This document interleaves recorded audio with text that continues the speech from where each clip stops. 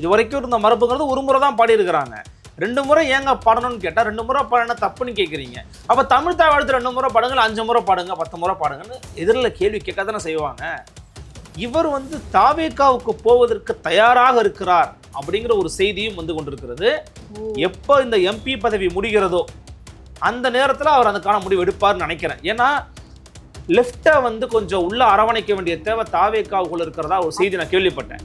குறிப்பாக சண்முகம் என்ன சொல்றாருன்னா, மேகதாட்டு அணை விவகாரத்தில் எதிர்க்கட்சி தலைவர் உதயநிதி ஸ்டாலின் கொடுத்த திருத்தம் என்ன என்று பேரவைக்கே சொல்லலை. என்னங்க திருத்தம் கொடுத்தாரு? சொல்லலை. சொல்லாமல் அதை நாங்கள் ஏற்றுக்கொண்டு தீர்மானத்தை நிறைவேற்றுகிறோம் என்ற அணுகுமுறை சட்டப்பேரவை விதிகளுக்கே புறமானது. அதுவும் தாவேகா அரசுக்கு தெரியலைங்கிறார். ஒரு மீம் ஒன்று பார்த்தேன். நம்ம தோழர் தயாளன் சண்முகம் இருக்கார்ல, அவர் ஒன்று போட்டிருந்தார். நீங்களும் பார்த்துருப்பீங்க, சிரிக்கிறீங்க பார்த்தீங்களா? அந்த ஃபோட்டோவில் நம்ம சட்டமன்றம் இருக்குல்ல, சட்டமன்றத்துக்குள்ள அந்த பிரச்சார வாகனம் இருக்குல்ல, விஜய் அவருடைய பிரபலமான பிரச்சார வாகனம், அது ஒரு கோட் சூட்டு போட்டு நிற்க வச்சுன்னா பயங்கரமாக பேசுவா அப்படின்றாரு.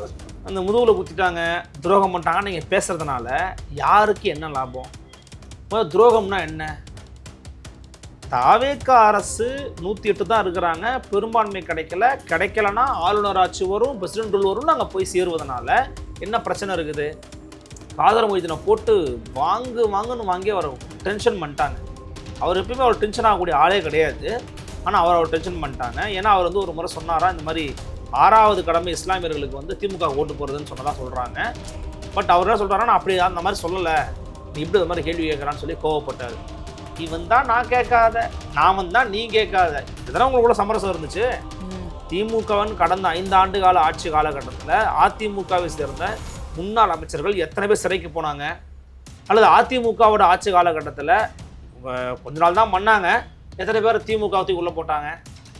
நீங்கள் எவ்வளவு பெரிய கவர்ச்சிகரமான அண்மை கால பிம்ப அரசியலை கொண்டு வந்தாலும் அவர்களால் அண்ணாவினுடைய அணுகுமுறையை நிராகரிக்க முடியாது, புறந்தள்ளிவிட முடியாதுன்னு சொல்றாரு. வெறும் கவர்ச்சியால இல்லை, நான் ஒத்துக்கிறேன். நான் தானே நம்ம பல முறை பேசியிருக்கிறோமே, அவருடைய கிட்டத்தட்ட 30 ஆண்டு கால சினிமா உழைப்பை நீங்கள் நிராகரிக்க முடியாது. அந்த உழைப்பின் மூலமாக கிடைத்த புகழ் வெளிச்சத்தை தன் அரசியலுக்கு மூலாதாரமாக மாற்றி அதன் மூலமாக ஒரு இடத்துக்கு வந்திருக்கிறாரு. சாதனை செஞ்சுட்டாரு. நீ போய் படிக்கிற வேலையை பாரு தம்பி.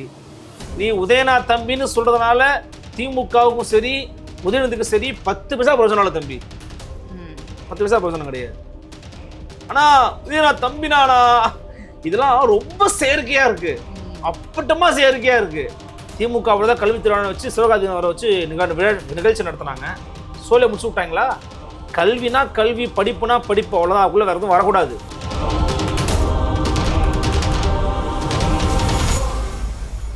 அண்ணா வணக்கம். வணக்கம். இப்போ சட்டமன்ற கூட்டத்தொடர் தொடங்கி இன்று நடந்துட்டு இருக்கு. அதில் குறிப்பாக எதிர்க்கட்சி தலைவர் உதயநிதி ஸ்டாலின் அவர்கள் ஆளுநர் விசஸ் தமிழ்தாய் வாழ்த்து அப்படின்னு எடுத்துகிட்டு போகிறாரு. அதாவது உங்களுக்கு ஆளுநர் முக்கியமா இல்லை தமிழ்தாய் வாழ்த்து முக்கியமா?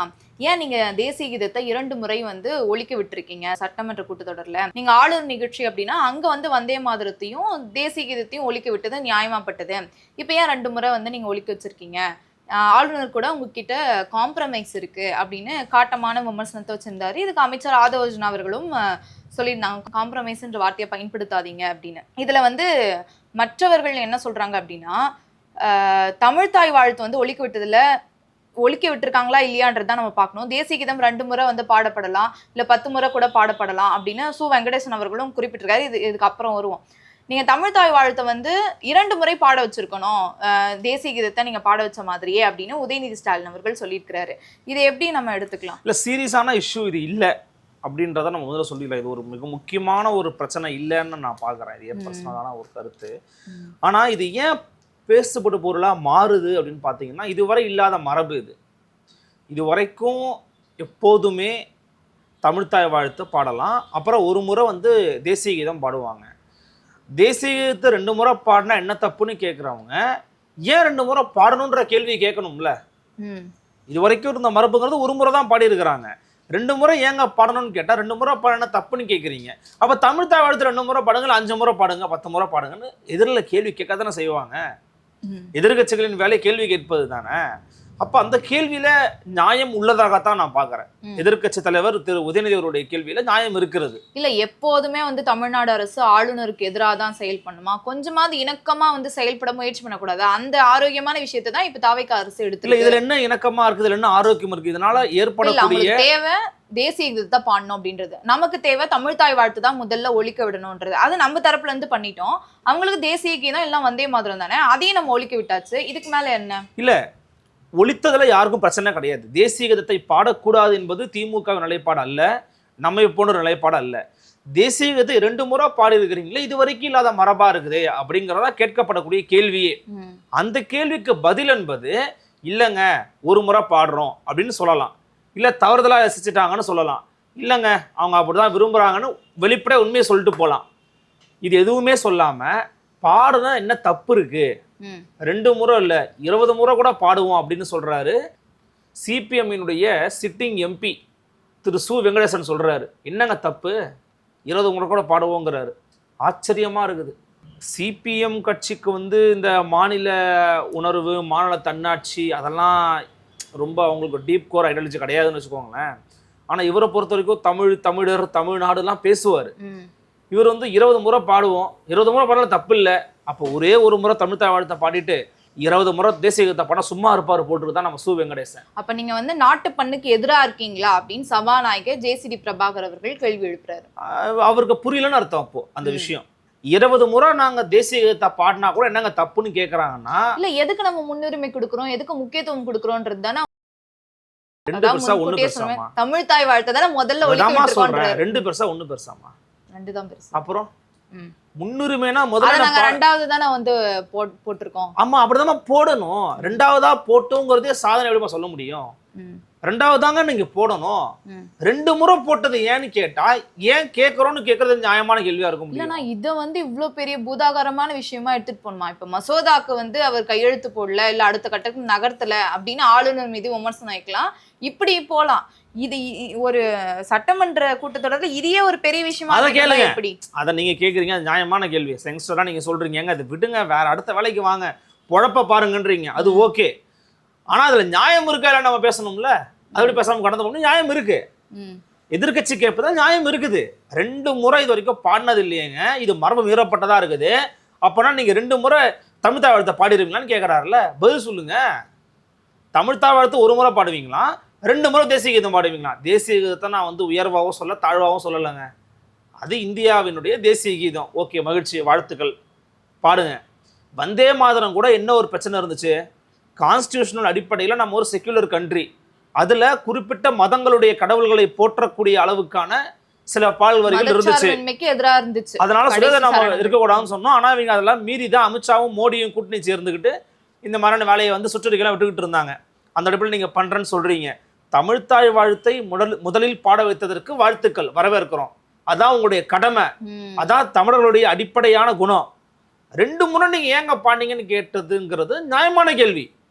ஏங்க எவ்வளோ பிரச்சனை இருக்குங்க, அதை பாருன்னா அதை பார்ப்போம், நான் பார்க்கக்கூடாதுன்னு சொல்லலை. ஆனால் இந்த கேள்வியில் நியாயம் இல்லைன்னு நான் நினைக்கல. அதுவும் இல்லாமல் இப்போ சூவி அவர்கள் வந்து பார்த்தீங்கன்னா விஜய்க்கு இப்படிங்கிறாங்க முதலமைச்சருக்கு. எனக்கு தெரிஞ்சு முன்பாக கூட பேசியிருந்தோம். நீங்க இன்னொன்று நல்லா கவனிச்சு பாருங்க, அவர் சிபிஎம் அலுவலகத்துக்கு போனார் தெரியுமா? சிபிஎம் அலுவலகத்திற்குள் அவர் நுழைந்து வெளியேறுகிற சமயத்திலா அல்லது நுழைந்த சமயத்திலான்னு தெரியல, எம்பி சூவி அவர்களை பார்த்த உடனே கட்டி பிடிச்சுக்கிட்டாரு. அவங்க 2 பேருக்குள்ள ஏற்கனவே இந்த திரைப்படங்கள் கதை உரையாடல் தொடர்பாக ஒரு நட்பு இருந்திருக்குது. இன்னொன்று சூவே அவர்களுக்கு வந்து சிபிஎம்முக்குள்ள ஒரு சுமூகமான உறவு நிலை இல்லை அப்படிங்கிற ஒரு டாக் இருக்குது. அவர் 2வது முறை எம்பியே வந்து திமுகவின் சிபாரிசால் கொடுக்கப்பட்டதுன்னு சொல்றாங்க. அது சிபிஎம்மினுடைய எண்ணமே இல்லை.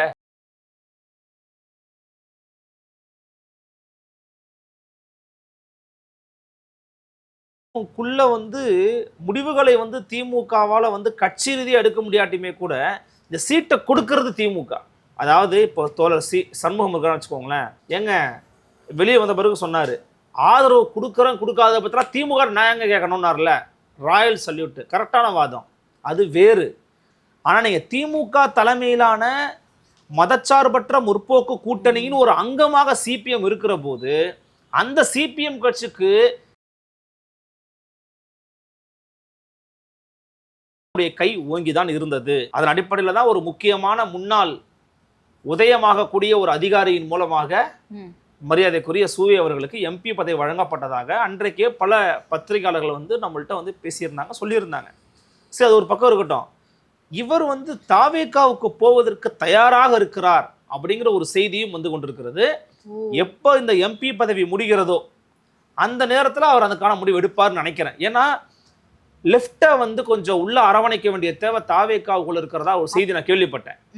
இப்ப நீங்க அண்மையில பாத்திருப்பீங்க, சி மகேந்திரன் அவர்கள் வந்து சிபிஐல இருந்து வெளியேறி தாவேக்கால நினைச்சு. அதான் நான் கேட்க வந்தேன். இப்ப இன்னொரு இடதுசாரி கட்சியான சிபிஎம்ல இருந்து இப்ப வெளியேறி ஒரு வாய்ப்பு இருக்கு. என்னன்னா இப்போ நீங்க தாவேகாவுக்குள்ள என்ன ஒரு வெற்றிடமா நீங்க பாக்குறீங்க, கரெக்டா சொல்லுங்க.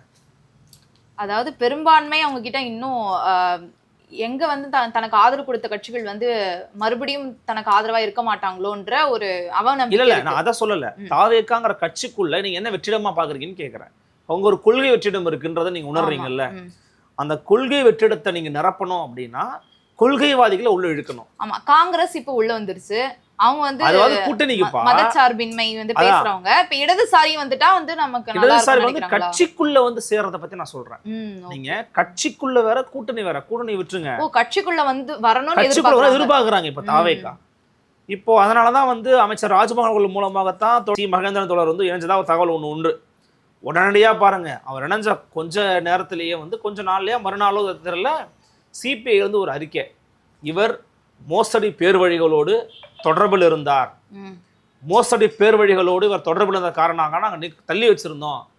இப்போ அவர் வந்து நான் கொடுத்த நேரத்தை மதிக்காம போய் தாவேகா இணைஞ்சிருக்கிறாரு, எனவே அவர் மீதான குற்றச்சாட்டு உறுதியாக இருக்கிறது அப்படின்னு சொல்லி அவங்க ஒரு அறிக்கை விடுறாங்க. இது எப்போதுமே ஒரு கட்சியை விட்டு நீங்கள் வெளியில் போனீங்க அப்படின்னா அந்த கட்சி வெளியேறினவரை பற்றி மானே தேனே பொன்மானெல்லாம் எழுதாது. எதுக்காக எழுதுமோ அதை தான் எழுதும். மேபி உண்மையாக போய் நம்ம தீர்வு விசாரிக்கிறோம், அது வேற விஷயம். எதுக்காக சொல்ல வரோம் அப்படின்னா இப்போ அவங்களுக்கு தொழிற்சங்கம்லாம் கிடையாது தாவேகாவுக்கு. இப்போ தொழிற்சங்கத்தை உருவாக்கலாம். லெஃப்ட்லாம் உள்ளே போனாங்க அப்படின்னா அவங்க அதை நோக்கி சிந்திப்பாங்க. அப்போ நம்ம ஐடியாலஜிக்கலாக வளர்ந்துடலாம். அண்ணா தொழிற்சங்கம்னு ஒன்று இருக்குது, தெரியுமா? அண்ணா தொழிற்சங்கம்னு ஒன்று இருக்குது. அது யாரோட கட்சி? இது எந்த கட்சியோட தொழிற்சங்கம்? அதிமுக. திமுகவுக்கு ஒரு தொழிற்சங்கம் இருக்குது. சிபிஎம் ஏற்கனவே தொழிற்சங்கத்தில் உருவாக்கப்பட்ட கட்சி. நாம் தமிழர் கட்சிக்கு தொழிற்சங்கம் இருக்குது, பாட்டாளி மக்கள் கட்சிக்கு இருக்குது, எஸ்டிபிஐக்கு இருக்குது. ஒவ்வொரு கட்சிக்கும் தொழிற்சங்கம்னு ஒன்று வச்சுப்பாங்க. அது மூலம் தொழிலாளர்கள் மத்தியில் ரொம்ப போய் டீப் ரூட்டடாக வேலை பார்க்கணும்னு நினைப்பாங்க. அப்போ அது போன்ற வேலைகளை செய்யறதுக்கு ஒரு நல்ல எக்ஸ்பீரியன்ஸ்டு பர்சன்ஸ் கிடையாதாங்க. அப்போ இவங்களை போன்றவர்கள் போனாங்கன்னா ஏற்கனவே எக்ஸ்பீரியன்ஸ்டு ஆட்கள் தானே உள்ள போயிட்டு இருக்காங்க. அது போயிட்டு இருக்காங்க. அது வந்து ஒரு முதலாளித்துவ கட்சியிலிருந்து போறாங்க. வருக புரட்சி தொடர்பாக பேசக்கூடிய கட்சி வந்து யார் இருக்கா அவங்க கட்சியில? முதல்ல அந்த கட்சியுடைய கொள்கை தலைவர்கள்லயே ஒரு கம்யூனிஸ்ட் கூட இல்லை. இதனால் அந்த கட்சி ஆரம்பிச்ச காலகட்டத்தை நம்ம பேசிக்கிட்டு இருக்கோம். நீங்க காமராஜரை வச்சிருக்கீங்க, ஐயா அம்பேத்கரை வச்சிருக்கிறீங்க, அதன் பிறகு வேலுநாச்சியாரை வச்சிருக்கிறீங்க, அதன் பிறகு ஐயா பெரியாரை வச்சிருக்கிறீங்க, அஞ்சலம்மாள் வச்சிருக்கிறீங்க. அதில் யார் கம்யூனிஸ்ட்? திமுகலையும் இல்லைல்ல. திமுக தன்னை கம்யூனிஸ்ட் சொல்லிக்கவே இல்லையே. நீங்க எல்லாரையும் உருவிக்கிறீங்களே, ஏங்க கம்யூனிஸ்ட் விட்டீங்க நான் கேள்வி கேட்கிறேன். நீங்க எல்லாரையும் உருவிக்கிறீங்களே, ஏன் கம்யூனிஸ்ட் மட்டும் நீங்க உருவாம விட்டீங்க? அந்த தலைவர் மட்டும் நீங்க எடுக்காம விட்டீங்கன்னு கேட்கிறேன். பிக் பண்றதுல வந்து பார்த்தீங்கன்னா ரொம்ப மைனூட்டா பிக் பண்ணி இருக்கிறாங்க. கம்யூனிஸ்டுகளால நம்ம என்னங்க ஆக போகுது, எதுக்குங்க கம்யூனிஸ்டுகள்லாம் எடுத்துக்கிட்டு கூட வச்சிருக்கலாம் அவங்க. ஆனால் கட்சின்னு வரும்போது கட்டம்னு வரும்போது அவங்களுடைய தேவை ரொம்ப இங்கே அதிகமாக இருக்குது. அவங்க அவ்வளோ சீக்கிரமாக வந்து நிராகரிக்க முடியாது தமிழ் மண்ணில் இருந்து. ஏன்னா கம்யூனிஸ்டுகள்லேருந்து உருவான பல தலைவர்கள் தமிழ்நாட்டுக்கு பெரிய தியாகங்களை பண்ணியிருக்கிறாங்க. ஜீவானந்தமாக இருக்கட்டும், மே 1 தொழிலாளர் தினம், இதெல்லாம் வந்து பார்த்தீங்கன்னா சிங்காரவேலருடைய பங்களிப்புங்கிறது ரொம்ப அளப்பரியது. அப்போ அவர்களை போன்ற மே 1 தொழிலாளர் தினத்தை கொண்டாடினதே அவர் தான். அந்த மாதிரியான லெஃப்ட் லீடர்ஸ் வந்து தமிழ்நாட்டில் வந்து பிறந்திருக்கிறாங்க, வளர்ந்துருக்கிறாங்க, நல்லா இருந்திருக்கிறாங்க. அண்மையில் மறந்த நல்லக்கண்ணையா உட்பட நீங்கள் எடுத்துக்கலாம். அப்போது அவர்களை போன்ற ஒரு தேவை அவங்களுக்கு இருக்கணும் போது சூவே போன்ற ஆட்கள்லாம் அங்கே போய் சேர்ந்தாங்கன்னா அது தாவேகாவுக்கு வரணும்னு நினைக்கிறாங்க. அவருமே இஸ் ரெடி, எம்பி பதவி முடிவு வெயிட் பண்ணிட்டு இருக்காருன்னு சொல்கிறாங்க. அது உண்மையாக இருக்குமோ அப்படின்னு இன்னைக்கு அவருடைய பேட்டி நமக்கு காமிக்குது. 2 முறை 20 ஒன்று கூட பாடலாம், அதெல்லாம் தப்பே இல்லை. இதை வச்சே நம்ம வந்து அவர் தாவேக்கால இணைய போறாரு அப்படின்னு இதை வச்சே நான் சொல்லலை. நீங்கள் உடனே வந்து என்ன வந்து கார்னர் பண்ணுற மாதிரி சொல்லாதீங்க. இது வச்சேன்னு சொல்லலை. அவரோட செயல்பாடுகள், அவருக்கும் முதலமைச்சருக்கு இருக்கிற நட்பு, அவருடைய ரீசெண்டான ஆக்டிவிட்டீஸு, அதெல்லாம் பார்க்கும்போது அப்படிதான் தோணுதுன்னு சொல்றாங்க. அஃப்கோர்ஸ் நம்ம இன்னைக்கு வந்து சட்டமன்றத்தில் பேசின மற்ற முக்கியமான விஷயம் பற்றி நம்ம பேசி ஆகணும். ஆமாம், இப்ப கடந்த கூட்டத்தொடர்ல வந்து மேகதாட்டு அணை விவகாரம் தொடர்பாக பெரிதாக எதிர்க்கட்சியும் சரி ஆளும் கட்சியான தாவேகாவும் ஒரு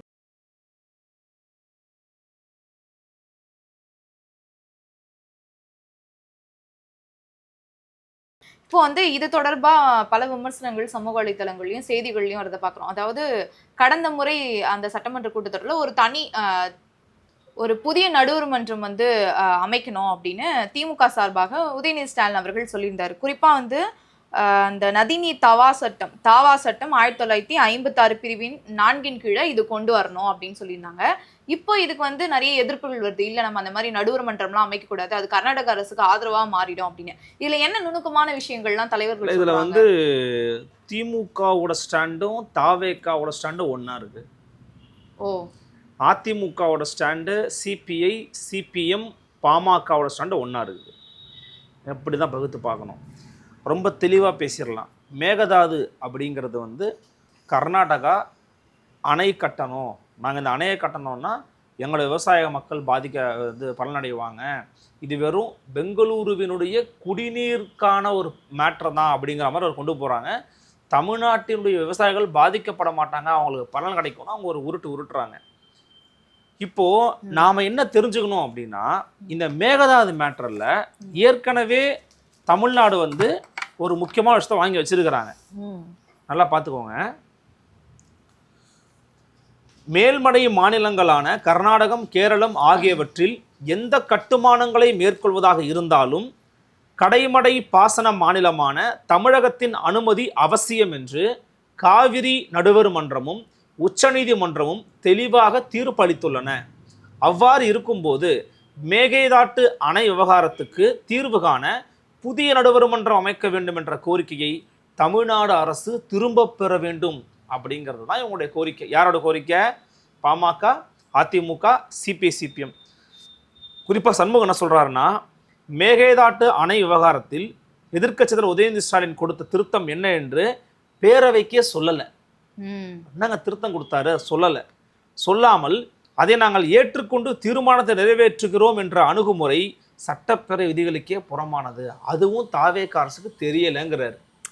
விதிகளே தெரியலங்க அவங்களுக்குன்றாரு. எதிர்க்கட்சி தலைவர் உதயநிதி ஸ்டாலின் கொண்டு வந்த திருத்தத்துக்கு ஆதரவு இல்லை, எனவே நாளை அவை கூடியவுடன் தான் தானாக முன்வந்து இந்த திருத்தத்தை திரும்ப பெறுகிறோம் என்ற தீர்மானத்தை நிறைவேற்ற வேண்டும். அவருடைய கோரிக்கை அது. திரும்ப பெற்றுட்டு வேற ஒரு எடிகரெக்ட் பண்ணி அனுப்புங்கிறதா அவனுடைய வச்ச கோரிக்கையே. இப்போ என்ன பிரச்சனைனா, இந்த விவகாரம் குறித்து தாவேக அரசுக்கு புரிதல் இல்லை என்று ஒரு விமர்சனம் இருக்குது. இன்னொரு பக்கம் அப்படிலாம் இல்லை, இதில் ஒரு சூட்சமம் இருக்குன்னு சொல்கிறாங்க. ஃபார் எக்ஸாம்பிள், நீங்கள் நடுவர் மன்றம் அமைக்கணும்னு வச்சுக்கோங்களேன், it's a long term process. அது தள்ளி போடுறதுக்கு இழுத்தடிச்சுக்கிட்டே இருக்கலாம், தள்ளி போடலாம். அப்படிங்கிறதுனால தான் திமுக இதை வந்து ஒரு துருப்பு சீட்டாக பயன்படுத்தி சொல்கிறாங்க. இப்போ தாவேகாவுக்கு அவங்க சொல்கிறத எடுத்துக்கிறதா மறுக்கிறதாங்கிறது தெரியல. ஆனால் அவங்க சொல்கிறாங்க, எதிர்த்து சொல்கிறாங்க, எதிர்த்து சொல்லும்போது நம்ம எடுத்துக்கிறாங்க. ஆனால் அதில் இருக்கிற பிரச்சனையை பற்றி தாவேகாவுக்கு தெரியலங்கிறார் எடப்பாடி கே பழனிசாமி மற்றும் பாமக. நீங்கள் சொல்லிடுவீங்க, ஏன்னா இப்போ தீர்ப்பு ரொம்ப தெளிவாக இருக்குது. நீ எதுவுமே பண்ண முடியாது, பண்ணணும்னா தமிழ்நாடோட இது வேணும்னு சொல்கிறாங்க. நீங்கள் நடுவர் மன்றம் அமைச்சுன்னு வச்சுக்கோங்களேன், அப்போ நீங்கள் ஏதோ ஒரு சின்ன ஒரு விண்டோ ஓப்பன் பண்ணுறீங்க, ஒரு வாய்ப்பை கொடுக்குறீங்க அவனுக்கு. அதை ஏன் கொடுக்குறீங்க? எதுக்கு கொடுக்குறீங்க? இதை கொடுக்காதீங்க. உச்ச நீதிமன்றமும் காவேரி நடுவர் மன்றமும் சொல்லிட்டாங்க, கேரளா மாநிலத்தினுடைய பெர்மிஷன் வாங்கணும், தமிழ்நாட்டினுடைய பெர்மிஷன் வாங்கணும். கேரளாவோ கர்நாடகமோ யாரு கட்டுமானம் கட்ட முயற்சி பண்ணீங்கன்னாலும் தமிழ்நாட்டோட அனுமதி வேணுங்கிறதா தீர்ப்பு. அதான் அனுமதி வாங்கி தான் நான் கட்ட முடியும், அதுதான் சொல்றாங்க. அதான் நானும் சொல்றேன். இப்போ ஆனா உச்ச நீதிமன்றம் இப்ப சமீபத்துல கர்நாடக அரசு வந்து ஒரு விரிவான ஆய்வறிக்கையை பண்ணாங்க. அதுக்கு வந்து நீங்க வந்து தடை விதிக்கணும் தமிழ்நாடு அரசு உச்ச நீதிமன்றம் சொல்லிருக்காங்களே. ஆனா உச்ச நீதிமன்றம் வந்து அதை வந்து தள்ளுபடி தானே செஞ்சாங்க, தமிழ்நாடு அரசு தாக்கல் செஞ்சது. அதுதான்மா, நீங்க அவங்க தள்ளுபடி அப்படி திருப்பி வந்து என்ன பண்ணணும்னா ஃபைட் பண்ணணும். என்னைய கேட்டீங்கன்னா, இல்ல நம்ம ஆரம்பத்திலே வந்து அதை வந்து ஸ்டாப் பண்ணணும்ல. இப்ப விரிவான ஆய்வறிக்கையை பண்ணிட்டாங்க, டீடைல்டு ப்ராஜெக்ட் ரிப்போர்ட் கொடுத்ததே தப்பு. அதான் நீங்க அமைச்சர் ஆதவச்சனாவும் பேசுறாரு. அது அமைச்சர் ஆனந்த் பேசியிருக்கணும், ஆதவச்சனா பேசுறாரு. சரி ஓகே விடுங்க, அதுக்குள்ள போக தேவையில்லை. டிபிஆர் கொடுத்ததே தப்பு. அவங்க எல்லாத்தையும் விதிமீறல் தான் பண்ணிக்கிட்டு இருக்காங்க. ஆனா நம்ம இப்படி சொல்றதுனால எந்த பிரச்சனையும் வராதுங்கிறாங்க தாவேக அரசு. அது எப்படி உறுதியா சொல்றீங்க? ஒரு நாளைக்கு ஒத்துக்கிட்டீங்க, நடுவர் மன்றம் அமைக்கிறீங்க, அதுல போய் அவன் கை ஓங்குச்சுன்னா யார் என்ன பண்ணுவா? ஓ, திமுகவும் சப்போர்ட் பண்றாங்களா தாவேகாவும் சொல்லி இதுல வேற சிக்கல் பண்ணா யார் பொறுப்பேற்பதுன்றது தான் எதிர்க்கட்சிகள் இருக்கக்கூடிய ஒரு தரப்பினருடைய கோரிக்கை. இப்போ ஒரு தரப்பினர் என்ன சொல்றாங்க, இது வேண்டாங்கிறாங்க. சிபிஎம், சிபிஐ, அதிமுக வேணாங்கிறாங்க. திமுக சொல்லுது நடுவர் மன்றம் தான் சிறப்பான தீர்வு, அதான் நல்ல முடிவு அப்படிங்கிறாங்க. திமுக எல்லாரும் அதை ஓகே பண்றாங்க, நடுவர் மன்றம் வேணும், கரெக்டு தாங்க நீங்க சொல்றது, நான் சொல்ல ஏத்துக்கோங்க அப்படிங்கிறாங்க. இப்போ இந்த பிரச்சனை ஒரு பூதாகாரமான பிரச்சனையா மாறுது. சரி, திமுக அரசு வந்து இந்த நடுவர் மன்றம் அமைக்கும் போது அப்ப இடதுசாரிகள் வந்து எதிர்ப்பு தெரிவிச்சாங்களா? என்னைக்கு திமுக அரசு வந்து நடுவர் மன்றம் அமைக்கும்? இல்ல திமுக நடுவர் மன்றம் அப்ப அமைச்சது அதிமுக ஆட்சி காலகட்டம். ஆனா திமுக அரசு அப்ப சொல்லல. அப்ப அதிமுக ஆட்சி ஜெயலலிதா அவர்கள் இருந்தாங்க, எல்லாமே அமைக்கப்பட்டுச்சு, தீர்ப்பை வாங்கி கொடுத்து கெசட்ல போட்டு போயிட்டாங்க. இதுக்கப்புறம் நீ எதுவுமே பண்ண முடியாதியா, தமிழ்நாடோட அனுமதி இல்லாம வேற எதையுமே நீங்க புல்லு பூண்டோட அசைக்க முடியாதுன்றது சொல்லிட்டு போயிட்டாங்க. ஆனா இப்போ இவங்க மீண்டும் அதுக்கு ஒரு விண்டோ ஓபன் பண்ணீங்கன்னா இது தேவையில்லாத புதிய பிரச்சனைகளை தமிழ்நாட்டுக்கு உருவாக்கும், அதனால இதை திரும்ப பெறுங்க அப்படிங்கிறது தான் எடப்பாடி பழனிசாமியினுடைய ஒரு விருப்பமா இருக்குது. சட்டமன்றத்துல மேகதாது குறித்து பேசுறாங்க, பேசணும்னு விருப்பப்படுறாரு. என்ன கேட்கிறாரு, 0 ஹவர்ல டைம் கொடுங்கன்னு கேட்கிறாரு. சபாநாயகர் என்ன சொல்லலாம்னா, சரி இருங்க டைம் தரோன்னு சொன்னாங்க. அதெல்லாம் வேண்டாங்க, பேச வேணாங்க, மேகதாதை பத்தியே பேச வேணாம், அமைச்சர் வந்து அமோனியா வாயு கசிவை பத்தி பேசணும், 110 கிலோ அவர் பேச போறாரு, அமைதியா உட்காருங்க அப்படிங்கிறாரு. அது எப்படி நீங்க சொல்லலாம்? 110 பேச வேண்டிய சபாநாயகருக்கு உரிமை இருக்குல்ல? உரிமை இருக்குன்னா பேசவே கூடாதுன்னா அப்புறம் சட்டமன்றத்துக்கு வரோம், நாங்க பேசக்கூடாது, சட்டமன்றத்துக்கு நாங்க வரணும், அவர் பேசணும், கொஞ்சம் வெயிட் பண்ணுங்க, நீங்க பேசலாம். அதன் பிறகு பின்னாடி ஓஎஸ் மணி குறித்து பேசினாரு, கொஞ்சம் ட்ரை பண்ணாங்க, பண்ண வச்சுக்கோங்க. ஆனா விரிவாக அதை பற்றி பேசுவதற்கு வந்து சட்டமன்றத்தில் இன்னைக்கு போய் அவகாசம் கொடுக்கல. நீங்க பல விஷயங்கள் பேசினாங்க. அதில் கூட வந்து பார்த்தீங்கன்னா ஒரு இடத்துல வந்து ஒரு நகைச்சுவையாக ஒரு இடம் போச்சு, நீங்கள் கவனிச்சிருப்பீங்கன்னு நினைக்கிறேன். தண்ணியை பற்றி பேசிக்கிட்டு இருக்கும்போது அம்மையார் பிரேமலதா அவங்களை எந்திரிச்சு வந்து, முதல்ல இங்கே குடிக்கிறவங்களுக்குலாம் அந்த வாட்டர் பாட்டில் முதல்ல தண்ணி வைங்க, வந்து இவங்க கொடுத்துட்டு போகிறது. அப்போல்லாம் இப்போ உள்ளெல்லாம் பார்த்தீங்கன்னா இந்த வந்து கொடுத்துட்டு போகிறாங்க இல்லையா, அந்த உதவியாளர் இப்படி வந்து வச்சுட்டு போவாங்க, குனிஞ்சு வந்து. அது சில பேர் என்ன நினைக்கிறாங்கன்னா அது ரொம்ப அது ஒரு மாதிரி சட்டமன்றத்தில் எல்லாரும் சமமானதானே இருக்கணும், அதனால் ஒரு மாதிரி குனிஞ்சு வந்து கொடுத்துட்டு போகிறாங்க, அவ்வளோ ஒரு நாகரிகமாக ஒரு ஆக்வர்டாக இருக்குது அப்படின்னு சொல்கிறாங்க. என்னமோ அவங்க மட்டும் என்னமோ இது பண்ணுற மாதிரி, தட்டி வைக்கிற மாதிரி. அப்போ எல்லாருக்கும் வாட்டர் பாட்டில் வச்சுருங்கிறது சில பேரோட கோரிக்கை. சொன்ன உடனே நம்ம ஐயா ஓபிஎஸ் எந்திரிச்சு வாட்டர் பாட்டிலாம் வைக்காதீங்க, கோவங்க தூக்கி அடிச்சிருவாங்க வாட்டர் பாட்டிலில் அப்படின்னு அவர் பேச, உடனே நம்ம ஐயா தங்கந்தனஸ் எந்திரிச்சு அண்ணன் ஓபிஎஸ் அவர்களுக்கு அதை பற்றிய ஒரு அனுபவம் இருப்பதால் சொல்கிறாரு போல, கொஞ்சம் அவை குறிப்பில் எடுத்துக்காங்க அப்படின்னு அவர் சொல்ல. அப்புறம் பிரேமலதா சொல்கிறாங்க, எதுக்குங்க வாட்டர் பாட்டிலு, நாங்கள் மற்றது இவ்வளோ பொருள் இதை கூட தூக்கி அடிப்போம். பயங்கரமான வைப் மோடில் இருக்கிறாங்க பிரேமலதா விஜயகாந்த், அது போட்டு ரொம்ப ஆக்டிவாக இருக்கிறாங்க. அந்த மாதிரி சில நகைச்சுவை நடந்துக்கிட்டு இருக்கு. ஆனால் முக்கியமான பிரச்சனை மேகதாது குறித்து இப்போ பேச வேணாங்க, போதுங்க, விட்டுருங்க, கடந்து போங்க அப்படின்னு சொல்கிறதுங்கிறது ஒரு நியாயமான நேர்மையான அணுகுமுறை கிடையாது. சபாநாயகர் மரியாதைக்குரிய ஜேசிடி பிரபாகர் அவர்கள் பேசுங்க, அதை பற்றி அனுமதி தரோம், விவாதம் பண்ணுங்கன்னு சொல்லணும். ஏன்னா அது தமிழ்நாட்டினுடைய பிரச்சனை, தமிழ்நாட்டு மக்களுக்கான பிரச்சனை, உங்களுக்கான பிரச்சனை, எனக்கான பிரச்சனை. இந்த திமுக அதிமுக தாவேகாங்கிற வேறுபாடெல்லாம் ஒன்றும் கிடையாது. எல்லாருமே ஏங்க அனைத்து கட்சி கூட்டணும்னு மரியாதைக்குரிய டாக்டர் திருமாவளவன் சொல்றாரு, சும்மாவா சொல்லிட்டு இருக்கிறாரு, கூட்டணும் தானே. அப்போ அது போன்ற விஷயங்கள்ல இந்த அரசாங்கம் இன்னும் தெளிவா இல்லை. காரணம் என்னன்னா அவங்களுக்கு நுணுக்கங்கள் தெரியல அப்படிங்கிறது விமர்சனமா இருக்குது. மற்றபடி இன்னைக்கு நடந்த மற்ற விஷயங்கள் நீங்க கவனிச்சிங்களா சட்டமன்றத்துல, இது உங்களுக்கு ரொம்ப முக்கியமான விஷயமா தோணுச்சு? என்ன பேசினாங்க அமைச்சர், என்ன சொன்னாரு? இந்து சமய அறநிலைத்துறை அமைச்சர் வந்து என்ன சொல்றாருன்னா, கோவில்களை கமர்ஷியல் பர்பஸ்க்காக தான் பயன்படுத்தினாங்க கடந்த ஆட்சியில. குறிப்பா எந்த கோயில்னா குன்னூர்ல இருக்கக்கூடிய ஒரு கோவில்ல அங்க வந்து வர்றதே பக்தர்களுடைய எண்ணிக்கை 500 தான். அங்க எதுக்கு உங்களுக்கு வந்து மல்டி லெவல் கார் பார்க்கிங், அது மூலமா அதாவது பக்தர்கள் அளித்த அந்த நிதி மூலமாவே 10 கோடி செலவுல அதை கட்டுறதுக்கு முயற்சி பண்ணாங்க. கமர்ஷியலா தான் எல்லாத்தையும் எடுத்துட்டு போக திமுக அரசு முன்னெடுப்பு எடுத்தாங்க, நாங்க தடுத்திருக்கிறோம் அப்படின்னு சொன்னாங்க. அதுக்கு சேகர் பாபு அவர்கள் எதிர்வினை ஆற்றினாங்க. இந்த மாதிரியான சில விவாதங்கள் சுவாரஸ்யமா போச்சு. அதாவது வந்து புதிதாக வந்திருக்கக்கூடிய அமைச்சர் வந்து சேகர் பாபு அவர்களை வந்து விமர்சனம் பண்ணி பேசுனதுலாம் இது கொஞ்சம் நல்லா சட்டமன்றத்தில் போயிருக்கு. 32 வயசு இருக்கும் அவருக்கு. அவருடைய அனுபவம் தான் அவருடைய வயசே இருக்கும், அதனால அவர் வந்து பேசுறது நல்லா இருக்கும். ஆமா. இன்னொரு விஷயம் பாத்தீங்கன்னா, இன்னைக்கு முக்கியமான ஒரு விஷயத்தை நம்ம மறந்துட்டோம். நம்மளுடைய மரியாதைக்குரிய முதலமைச்சர் அவர்களுக்கு இன்னைக்கு வந்து 52வது பிறந்த நாள். முதல்ல அவருக்கு வந்து மனமார்ந்த வாழ்த்துக்கள் தெரிவிச்சுக்கிறோம். அஃப்கோர்ஸ் இன்னைக்கு ரொம்ப ஒரு நேத்து வந்து ஒரு பிளாக் டேன்னு சொல்லலாம். திருவள்ளூர்ல அமோனியா வாயு கசிவால ஒரு தனியார் தொழிற்சாலையில் வந்து விபத்து ஏற்பட்டு இன்னைக்கு தேதியில ஒரு 5 பேர் அபிஷியலா மரணம் அடைஞ்சிருக்கிறாங்க செய்தி கேள்விப்படுறோம்.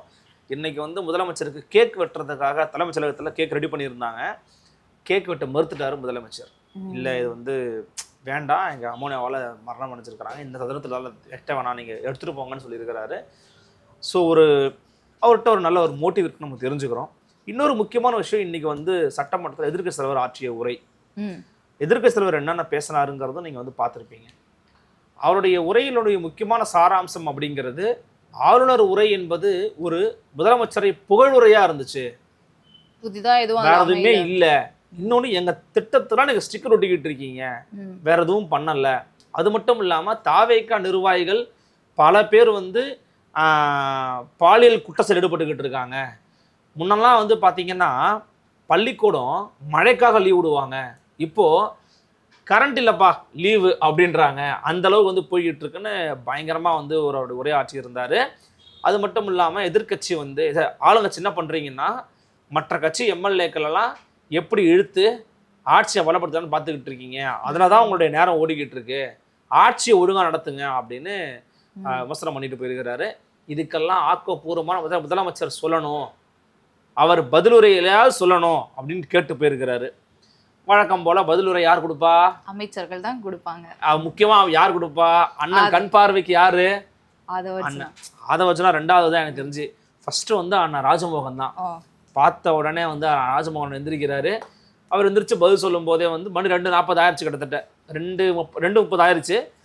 அவர் எந்திரிச்சு பேசும்போது இவங்க வெளியில் போயிட்டாங்க, வெளியிட பண்ணிட்டாங்க. வெளியில் போகும்போது என்ன ஆகுதுன்னா, அவர் வந்து அமைச்சர் ராஜமோகன் பேசும்போது, நீங்கள் வந்து ஒரே குடும்பத்தில் முதலமைச்சர் உருவாக பார்த்தீங்க, உங்கள் ஆட்சியில் ஏற்பட்ட போதை கலாச்சாரம் தான் எங்களுடைய ஆட்சியில் நாங்கள் 40 நாள் நிறைவேற்றணும்னு நினைக்கிறீங்களா, நாங்கள் வருங்காலத்தில் நிறைவேற்றுவோம் அப்படின்னு சொல்லி திமுகவுக்கு அதிரிபுதினா பதிலடியை கொடுக்குறாரு. தொடர்ச்சியாக வந்து ஆக மொத்தம் அவருடைய உரையில் என்ன இருக்குன்னு பார்த்தீங்கன்னா, நகைச்சுவை காட்சியில் வர்றது போல் இந்த பேப்பர் ஒன்றில் கீழே போட்டுரு அப்படிங்கிற மாதிரி தான் எதிர்கட்சிகளுடைய உரை இருக்குது அப்படின்னு சொல்லி முடிக்கிறாரு நம்ம அமைச்சர் ஆதவ அர்ஜுனா. 2 பேருக்குள்ளே இந்த காரசாரமான விவாதம் ஏற்பட்டுக்கிட்டு இருக்கு. ஆனால் இதில் என்ன ஒரு இஷ்யூன்னு பார்த்தீங்கன்னா, முதலமைச்சர் பெருசாக பேசவே மாட்டேங்கிறார். ஒரு மீம் ஒன்று பார்த்தேன், நம்ம தோழர் தயாளன் சண்முகம் இருக்கார்ல, அவர் ஒன்று போட்டிருந்தார், நீங்களும் பார்த்துருப்பீங்க, சிரிக்கிறீங்க பார்த்தீங்களா? அந்த ஃபோட்டோவில் நம்ம சட்டமன்றம் இருக்குல்ல, சட்டமன்றத்துக்குள்ள அந்த பிரச்சார வாகனம் இருக்குல்ல, விஜய் அவருடைய பிரபலமான பிரச்சார வாகனம், அது ஒரு கோட் சூட்டு போட்டு நிற்க வச்சேன்னா பயங்கரமா பேசுவா அப்படின்றாரு அவர். ஒருவேளை இப்படி நிக்க வச்சா பேசுவார் அப்படின்னு சொல்லிட்டு போறாரு. உண்மையிலேயே அந்த அந்த அந்த அந்த அது எப்படி போட்டாருன்னு தெரியல, நான் அவர்கிட்ட ஃபோன் பண்ணி கேட்கணும். பயங்கரமான சிறு வச்சிருக்கிறாங்க அப்படி சொல்லுங்க, அது தப்பு கிடையாது. பேசி பேசி வச்சுட்டாங்கன்னா, பேசி ஆட்சிக்கு வந்தாங்க அப்படின்னா ஏத்துக்க முடியுது. மரியாதைக்குரிய பேரறிஞர் அண்ணா அவர்களை தான் பல இடங்களில் முதலமைச்சர் கோட் பண்றாரு. மக்களிடம் செல், மக்களிடம் கற்றுக்கொள் அப்படின்னு அண்ணா சொன்னாருன்னு சொல்றாரு. அண்ணா யாரு? உலகத்தின் தலை சிறந்த பேச்சாளர். அவர் பேசி நாடு சீரழிஞ்சு போச்சா? கருணாநிதி யாரு? அம்மையார் ஜெயலலிதா யாரு? அவங்க 2 பேரும் நல்லது இருக்கு, தீமையும் இருக்குது.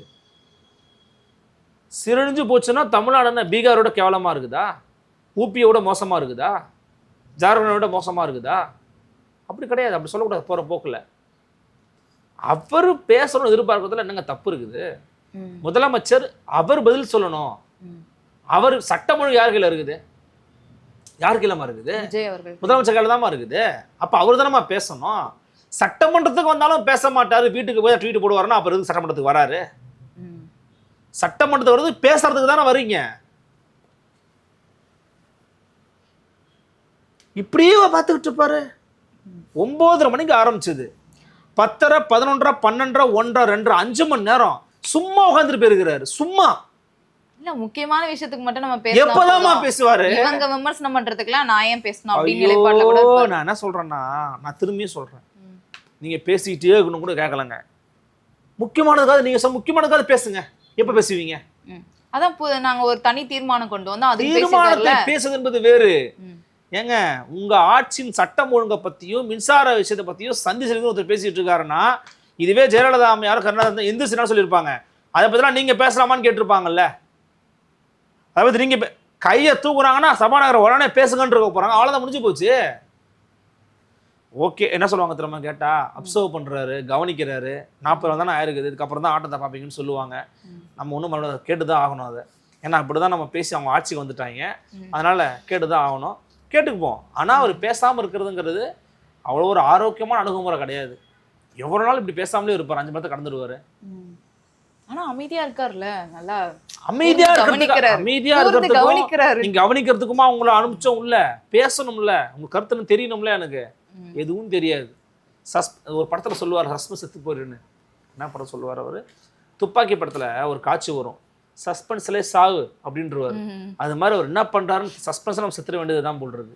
அமைதியா இருக்கார், சாந்த சுரூபியா இருக்கிறாரு. அந்த அந்த அந்த பேருதல ஏறினார்னா முழக்கமிடும் சிங்கமா மாறுறாரு. ஆமா, அதுதான் எப்படின்னு தெரியல, ஆச்சரியமா இருக்குது. இப்ப நம்ம இடதுசாரிகளை பத்தி பேசும்போது சிபிஎம் கட்சியின் மாநில செயலாளர் பே. சண்முகம் அவர்கள் என்ன சொல்றாருன்னா, எதிர்காலத்துல திமுகவும் அதிமுகவும் ஒன்றிணைய வாய்ப்பு இருக்கு அப்படின்னு அவர் சொல்லியிருக்கிறாரு ஒரு இது இன்டர்வியூல. அவருடைய விமர்சனமும் அப்படிதான் இருந்துச்சு. ஆக்சுவலி அவருடைய கான்டெக்ஸ்ட் ஆஃப் த இன்டர்வியூ பார்த்தீங்கன்னா அது மட்டும் கிடையாது. ஒரு கட்சியை ஒரு அரசியல் கட்சியிலோ அரசியல் முடிவு எடுக்கிறோன்னா, துரோகம் பண்ணிட்டாங்க, முதுகுல குத்திட்டாங்க, இப்பெல்லாம் பேசாதீங்க. அந்த முதுகுல குத்திட்டாங்க, துரோகம் பண்ணிட்டாங்க நீங்கள் பேசுறதுனால யாருக்கு என்ன லாபம்? துரோகம்னா என்ன? தாவேக அரசு 108 தான் இருக்கிறாங்க, பெரும்பான்மை கிடைக்கலன்னா ஆளுநர் ஆட்சி வரும், பிரசிடென்ட் ரூல் வரும், நாங்கள் போய் சேருவதனால என்ன பிரச்சனை இருக்குது? அந்த கேள்வியில நியாயம் இருப்பதாகத்தான் நானுமே பார்க்குறேன். இன்னொன்னு சொல்லியிருந்தாரு, அது அதிமுகவும் திமுகவும் சேர்ந்து ஆட்சி அமைப்பதை நாங்கள் தடுத்திருக்கோம், அதையும் சொல்லியிருக்கிறார். அது அறிக்கையாக கூட பெருசா கொடுத்துருந்தாங்க. இப்போ அவர் சொன்னதை திமுக என்ன சொல்றாங்கன்னு நீங்க பாத்தீங்கன்னா என்டார்ஸ் தான் பண்றாங்க. என்டார்ஸ் இந்த சென்ஸ் எப்படின்னா, மரியாதைக்குரிய RS பாரதி இருக்கிறாரு, அவர் என்ன சொன்னாரு, அதிமுக தின்னதகாத கட்சியா, அதிமுக என்ன தின்னதகாத கட்சியான வார்த்தை பயன்படுத்தினார், பயன்படுத்தியிருக்காரா? தீண்டத்தகாத ஒரு விஷயமா அதிமுக? நீங்க முன்னாடிலாம் அதிமுகவோட கூட்டணி வச்சு மாநிலங்களவை உறுப்பினர் ஆயிருக்கீங்க, எம்எல்ஏ ஆயிருக்கீங்க. இப்ப நாங்க அதிமுக கூட கூட்டணி வச்சா என்ன தவறு? அப்படி உலகமாக தப்பா அப்படி கேட்கிறாரு. உலகமாக தப்பான்னு கேட்கறாரு. அப்ப அவங்களுடைய மனநிலை என்னன்னா, தாவேக்காவை விட்டு நமக்கு வேற வழியெல்லாம் நினைக்கிறாங்க. இப்போ நல்லா ஒன்னே ஒன்று சொல்றேன், இந்த அரசியலில் நிரந்தர நண்பனும் இல்லை, நிரந்தர எதிரியும் இல்லை என்பது காலாகாலத்துக்கும் பொருந்தக்கூடிய ஒரு கூற்று தான். ஏன்னா அல்டிமேட் கோலுங்கிறது டு ஃபார்ம் அ கவர்மெண்ட். என்னது? To form a stable government. அவ்வளோதான் கோலு. அந்த கோலுக்கு யாரெல்லாம் ஒன்றாகிறீங்களோ அவங்களாம் ஒன்றாகலாம். இதான் இயல்பான இயற்கையான யதார்த்தமான கூட்டணி முடிவு. அந்த அடிப்படையில் இன்னைக்கு இவங்கள்ட்டலாம் சேர்ந்துருக்கிறார். குறைந்தபட்சம் அவர் ஒரு ஒரு செக்யூலர் அலையன்ஸ்லேருந்து ஆட்களை தூக்குறாருங்கிறது நீங்கள் மகிழ்ச்சி அடையணும். இப்போ முந்தானேத்தோ ஏதோ ஒரு இடத்துல அஃபிஷியலாக IUM என்ன சொல்லிட்டாங்க, நாங்கள் திமுக கூட்டணியை விட்டு வெளியேறுகிறோம், நாங்கள் இல்லை, ஏன்னா நாங்கள் கூட்டணிக்கு போயிட்டோம்னு சொல்லிட்டாங்க.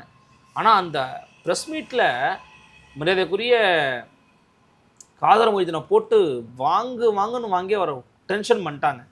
அவர் எப்பயுமே அவர் டென்ஷன் ஆகக்கூடிய ஆளே கிடையாது, ஆனால் அவர் டென்ஷன் பண்ணிட்டாங்க. ஏன்னா அவர் ஒரு முறை சொன்னாரா, இந்த மாதிரி 6வது கடமை இஸ்லாமியர்களுக்கு திமுக ஓட்டு போகிறதுன்னு சொன்னதாக சொல்கிறாங்க. பட் அவர் என்ன சொல்கிறாருன்னா, அப்படி அந்த மாதிரி சொல்லலை, நீ இப்படி அது மாதிரி கேள்வி கேட்கலான்னு சொல்லி கோவப்பட்டார். எதுக்காக சொல்ல வரேன்னா, இன்னைக்கு திமுக இன்னைக்கு டேட்டில் தனித்து விடப்பட்டு விட்டது. பின்னாடி வருவோம் நம்ம அதுக்கு. இப்போ சிபிஎம்மோட கிட்டத்தட்ட முடிச்சிருவோம். அதே மாதிரி என்ன சொல்கிறாருன்னா, அவர் கொள்கைகளை கைவிட்ட திராவிட கட்சிகளா திமுகவும் அதிமுகவும் மாறி போச்சு. முதல்ல அதிமுக ஒரு திராவிட கட்சின்னு சொல்லாதீங்கன்னு திமுக சொல்லும். ஞாபகம் இருக்கா உங்களுக்கு? சுபவி ஐயா, நீங்க அவட்ட போய் கேளுங்க, இருவரும் திராவிட கட்சிகள். அதிமுக திராவிட கட்சியாங்கன்னு கேட்பாரு. அண்ணா நாமம் வாழ்க, எம்ஜிஆர் நாமம் வாழ்க, அப்படி வச்சுலாம் திராவிட கட்சியாங்க அப்படின்னு கேட்பாரு. அப்படின்னு அது ஒரு விஷயம் இருக்குது. இன்னொன்னு, 2 பேருமே ஊழல்ல சமரசம் பண்ணிக்கிட்டீங்க. நீ வந்தா நான் கேட்காத, நான் வந்தா நீ கேட்காத, இப்படிதானே உங்களுக்குள்ள சமரசம் இருந்துச்சு. திமுகவின் கடந்த 5 ஆண்டு கால ஆட்சி காலகட்டத்தில் அதிமுகவை சேர்ந்த முன்னாள் அமைச்சர்கள் எத்தனை பேர் சிறைக்கு போனாங்க? அல்லது அதிமுகவோட ஆட்சி காலகட்டத்தில் கொஞ்ச நாள் தான் பண்ணாங்க, எத்தனை பேர் திமுக உள்ள போட்டாங்க? 2 பேருக்குள்ள ஒரு அண்டர்ஸ்டாண்டிங் இருக்குது, அண்டர் டீலிங் இருக்குது அப்படிங்கிறத வந்து எல்லாருமே வந்து பார்த்துக்கிட்டு இருக்கோம். அப்போது இன்னைக்கு தாவேக்காவோட ஆட்சி நிலைத்து நீடித்து அடுத்த 5 ஆண்டுக்கும் போயிருச்சுன்னா விடக்கூடாது, போகக்கூடாது. அப்படின்னா என்ன பண்ணணும்? நாம ஒன்னா சேர்ந்துக்கிறலாம். நம்ம 2 பேரை தவிர்த்து 3ஆவதா ஒரு அணி வந்துடவே கூடாதுன்னு நினைக்கிறாங்க. திமுகவும் அதிமுகவும் ஒன்னா சேர்றதெல்லாம் வந்து நினைச்சு பார்க்க முடியுமா ப்ரோ? அப்படிலாம் யோசிக்காதீங்க. அரசியலில் நிரந்தர நண்பனும் இல்லை எதிரியும் இல்லைன்றது இவங்களுக்கும் பொருந்தும். நம்ம என்ன வேணா பேசலாம், அவங்க அப்படி இப்படினாங்க. திமுக பிஜேபியே ஒன்றா சேர்ந்துருச்சு, திமுக அதிமுக எங்க ஒன்றா சேராது? பாஜகவுக்கு இந்துத்துவன்ற ஒரு கொள்கை இருக்குதுங்க, அதிமுக அப்படி எதுவும் கிடையாது. திமுக எதிர்ப்புங்கிறது தான் கொள்கையே. ஏங்க அப்போ திமுக எதிர்ப்புங்கிறதே கைவிட்டு வருவாங்களா? ஆமாம். ஏன் வருவாங்க? ஆட்சிக்காரங்க கடைக்கும் வருவாங்க. அப்போ அந்த ஒரு எல்லைக்கு போவாங்கன்றது சண்முக அவர்களுடைய எண்ணமா இருக்குது. ஏன் இந்த எல்லைக்கு போகிற எண்ணம் வருதுன்னா, ஏற்கனவே முயற்சி பண்ணிட்டீங்க, ஸோ அந்த எண்ணம் அவருக்கு வருது. அந்த எண்ணத்தை நீங்கள் பண்ணாமல் இருந்தீங்கன்னா வந்திருக்காது. அப்போ அந்த முயற்சி கையை எடுத்துட்டீங்கல்ல, அவங்களாம் சந்தேகம் வருது.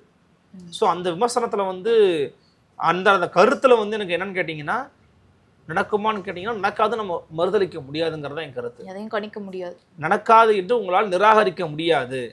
ஏன்னா நீங்கள் அதிமுக இருக்கிற நிலைமை ரொம்ப படு பாதகமான நிலைமை.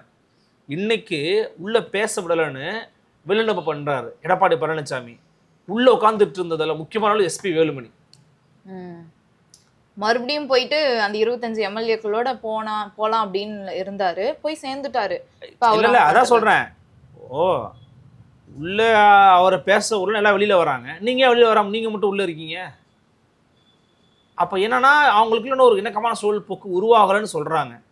அது வந்து அதிமுகவுக்கு நல்ல அறிகுறியே கிடையாது. நான் பலமுறை சொல்லிட்டேன். அதிமுகவினுடைய வளர்ச்சி அப்படிங்கிறது அந்த சீனியர்ஸனுடைய முடிவுல தான் இருக்குது. சரி, இப்ப RS பாரதி அவர்கள் சொன்னார்ல, நான் தீண்டத்தகாத சக்தி அதிமுக, ஏன் நாங்க 2 பேரும் இணையக்கூடாதா அப்படின்னு, அவரோட ஸ்டேட்மெண்ட்டை எப்படி எடுத்துக்கலாம்? இல்ல அவங்க வந்து இன்னும் தங்களுடைய கோர்ஸ் கரெக்ஷனை பண்ணாம இருக்கிறாங்க. இன்னைக்கு டைம்ஸ் ஆஃப் இந்தியாவில் பாருங்க, அருண் ராவ்னு ஒருத்தர் அது என்ன சொல்றாருன்னா, அவரு திமுக இந்த நிலைக்கு காரணம் என்னங்கிறதெல்லாம் சுய விமர்சனம் பண்ணிக்கிட்டு உண்மையான கொள்கையை வழி நின்று அண்ணாவெல்லாம் கையில் எடுத்துக்கோங்க, அண்ணாவின் பக்கம் போங்கன்றாரு. குறிப்பா ஒரு வார்த்தையை பயன்படுத்துறாரு, நான் தமிழ் படுத்தி சொல்றேன் உங்களுக்கு. அண்ணாவின் ஆளுமைக்கு நிகராக நீங்கள் எவ்வளவு பெரிய கவர்ச்சிகரமான அண்மை கால பிம்ப அரசியலை கொண்டு வந்தாலும் அவர்களால் அண்ணாவினுடைய அணுகுமுறையை நிராகரிக்க முடியாது, புறந்தள்ளிவிட முடியாதுன்னு சொல்றாரு. அப்போ இன்னைக்கு நேற்று வந்தவங்களே அண்ணாவை கையில் எடுத்துக்கும் போது உங்களை உருவாக்குனவரே அண்ணா தான். அப்போ நீங்க எடுக்காம இருக்கிறீங்க? தெரியாது, இவங்களுக்கும் அண்ணாவை தெரியாது. நீங்க முதலமைச்சர் விஜய் அவர்கள் சில விஷயங்களும் தெரியாதுன்னு பேசிக்கிட்டு இருக்கிறோம்ல, உதயநிதி ஸ்டாலினுக்கும் தெரியாது. அதான் யதார்த்தமான உண்மை. என்ன ஒன்று, உதயநிதி அவர்களுக்கு பேக்கப் பண்ணுறதுக்கு பல ஆளுமையான ஆட்கள் இருக்கிறாங்க. எனக்கு இன்னொரு நினைவு வருது. உதயநிதி ஸ்டாலின் அவர்களும் அவங்களுடைய மனைவியும் வந்து ஒரு நேர்காணல் கொடுக்குறாங்க. அதில் வந்து எதை பற்றியோ பேசும்போது சுயமரியாதை திருமணம் பற்றி வருது. அது ஏதோ கல்யாணம் பண்ணுவாங்களே, ஏதோ பேப்பர்லாம் வச்சு படிப்பாங்களே அப்படின்னு அவங்க சொல்கிறாங்க. அதற்கு ஆங்கர் வந்து சுயமரியாதை திருமணம்னு சொல்கிறாங்க.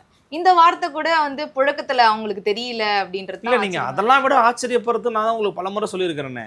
7ஆம் அறிவு திரைப்படம் எந்த ஆண்டுன்னு செக் பண்ணிக்கோங்க. அந்த 7ஆம் அறிவு திரைப்படத்தில் இந்தியா கெட்டுப்போனதுக்கு என்னங்க காரணம்?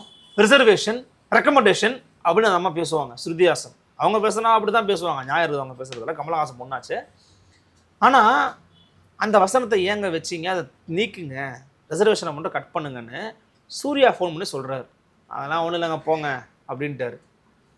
7ஆம் அறிவு படம் வந்த எனக்கு சரியாக ஆண்டு நினைவில்லை. கட்டாயமாக அந்த ஆண்டில் எனக்கு ரிசர்வேஷனை பற்றி தெரிஞ்சிருக்கும். அப்போது அந்த ஆண்டில் நீங்கள் தெரிஞ்சுக்கணுன்னா நீங்கள் ஒரு பொலிட்டிக்கல் ஃபேமிலியில் வளர்ந்தவருங்க. நீங்கள் குறைந்தபட்சம் நீங்கள் ரிசர்வேஷன் குறித்து நீங்கள் தெரிஞ்சுக்காமல் இருந்துருக்கிறீங்க. ஓகே, ஒரு வகையில் நேர்மையாக நான் பாராட்டுறேன், ஒத்துக்கிறீங்க, தெரியலன்னு. அப்போதான் உங்களுக்கு எவ்வளோ விஷயம் தெரியாமல் இருக்கும்.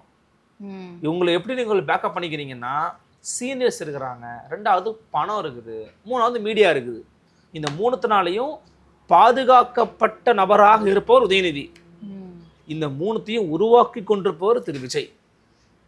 அதனால தான் ஃபியூச்சர் வந்து விஜயா, உதயநிதியா, அண்ணாமலையான நகரம்ன்றது ஒரு ஒரு ஒரு நெரேட்டிவாக இருக்குன்னு வச்சுக்கோங்க, அப்படி ஓடிட்டு இருக்கு. அப்போது திமுக தங்களை ரிவைவ் செய்து கொள்வதற்கு தேவையான மனிதர் யாருன்னு பார்த்தீங்கன்னா பேரறிஞர் அண்ணா. ஆனால் உண்மையில் அவர்களுக்கு அதை பற்றி கொஞ்சம் கூட அக்கறை இல்லை.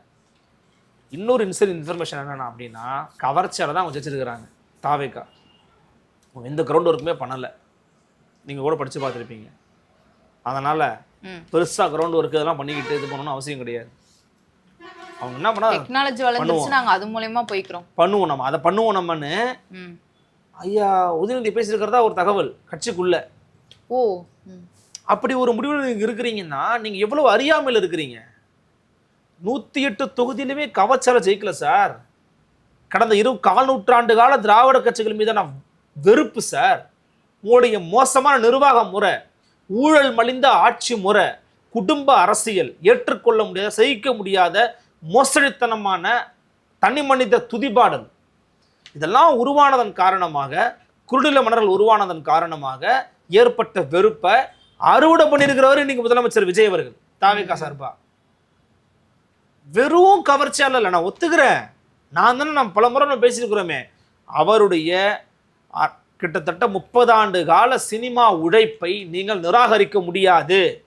அந்த உழைப்பின் மூலமாக கிடைத்த புகழ் வெளிச்சத்தை தன் அரசியலுக்கு மூலாதாரமாக மாற்றி அதன் மூலமாக ஒரு இடத்துக்கு வந்திருக்கிறாரு.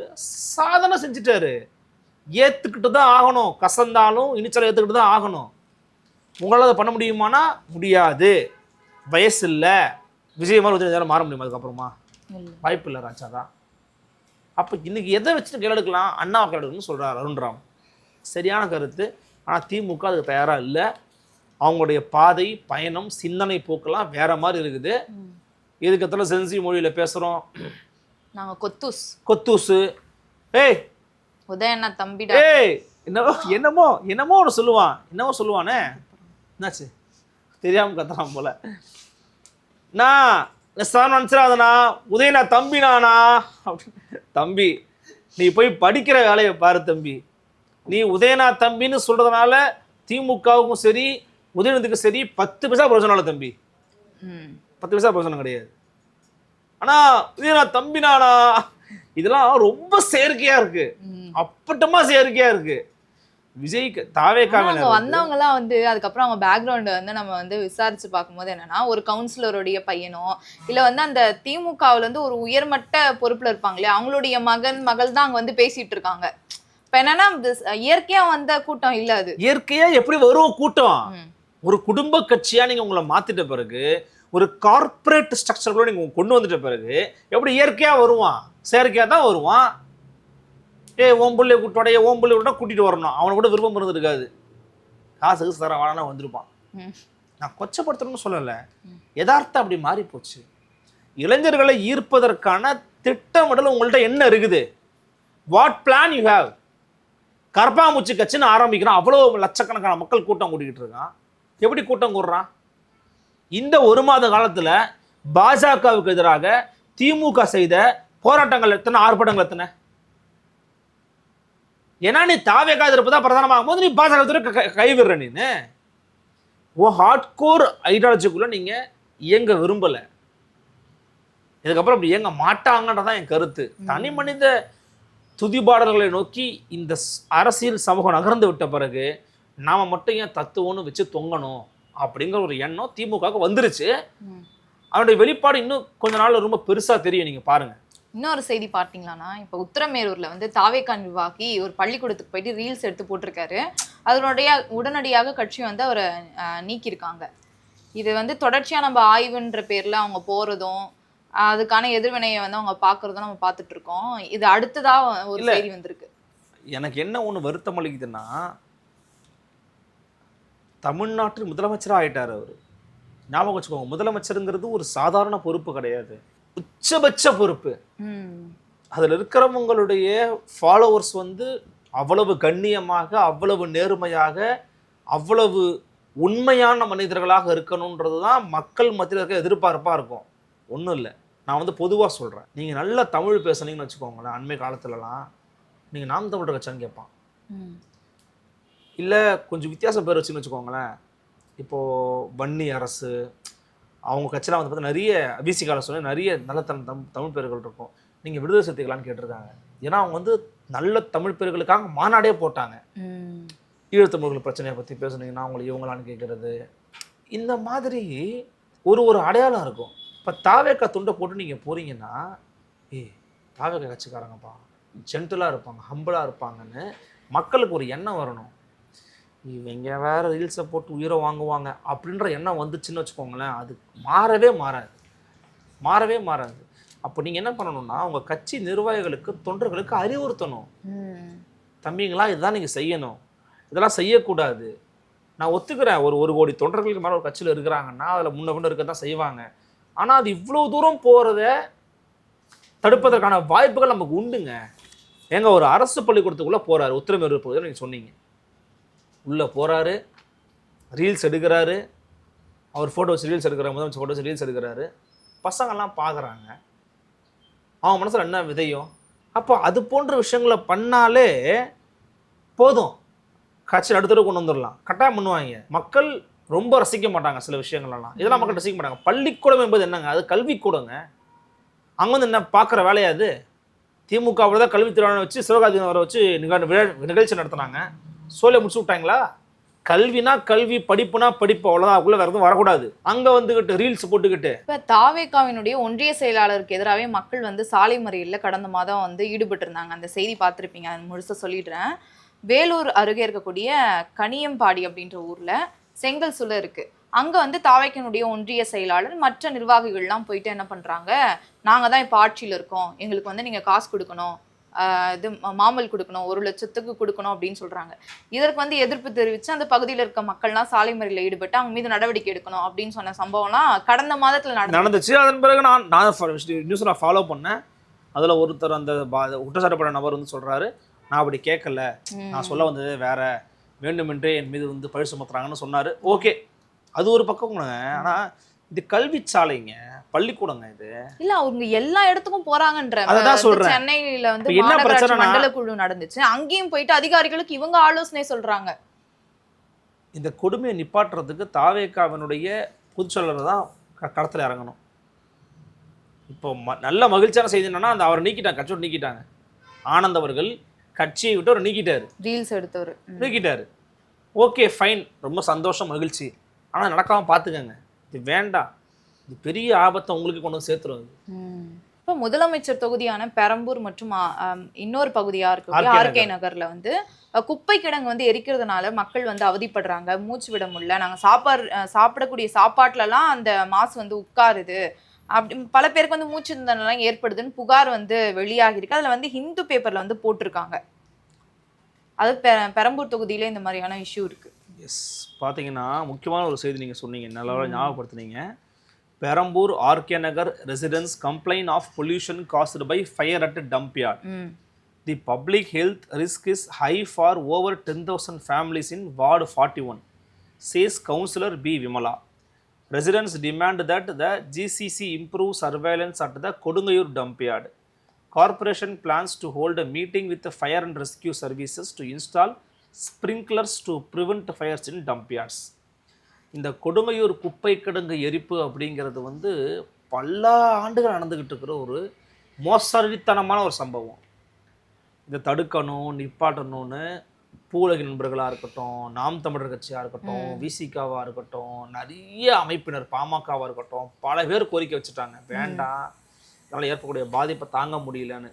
இப்போது நல்லா பாருங்கள், நான் அந்த செய்தி அப்படியே படிக்கிறேன். Following at fire in Kodungaiyur dump yard on Sunday, the residents of 5 wards in the Perambur and RK Nagar assembly constituencies in North Chennai have complained of pollution and other public health issues. Ward 41 கவுன்சிலில் விமலா சொல்கிறாங்க, நிறைய complaint உங்களுக்கு வந்திருக்குங்க அப்படின்னு. அது அடுத்ததாக ரொம்ப மோசமான ஒரு செய்தி. Residents of Ezhil Nagar, Chandrasekhara Nagar and MGR Nagar in ward 41 where among those who had complaint the pollution. Children and the elderly have been the hardest hit.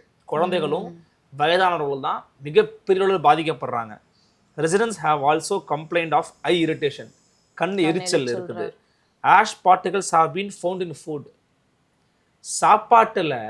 சாப்பாட்டில் அந்த குப்பை எரியுது இல்லையா, அந்த குப்பையோட தூசு சாப்பாட்டில் இருக்குங்க. யார் தொகுதியில்? முதலமைச்சர் தொகுதியில், ஆர்கே நகர் தொகுதியில். ஆர்கே நகர் எம்எல்ஏ யார்? நிதியமைச்சர். நிதியமைச்சர் தொகுதியும் முதலமைச்சர் தொகுதியும் இவ்வளவு கேவலமா இருந்துச்சுன்னு மக்கள் வந்து நினைக்க மாட்டாங்க. இது இன்னைக்கு நடக்கல, இது இவங்க பொறுப்பு இல்லை, நான் அதை ஒத்துக்கிறேன். ஆனால் இதை கவனிப்பதற்கு, இதை முன்னெடுத்து இதில் என்ன பிரச்சனை செவிமடுப்பதற்கு இந்த அரசு இன்னும் தயாராகலை. அப்போ முதலமைச்சர் அவர்களுடைய கனிவான கவனத்துக்கு, நிதியமைச்சருடைய கனிவான கவனத்துக்கு கொண்டு போகக்கூடிய கடமை நமக்கு இருக்குது.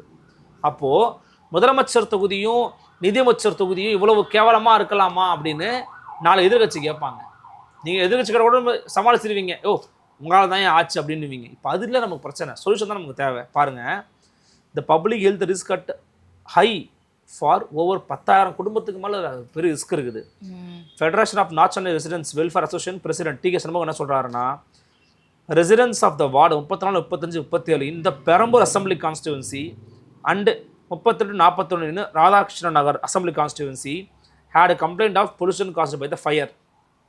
இந்த தீயினால் ஏற்பட்ட விஷயத்துக்கு வந்து இப்போ பொல்யூஷன் கெட்டு போயிருக்குன்னு சொல்லி கம்ப்ளைண்ட் பண்ணியிருக்காங்க.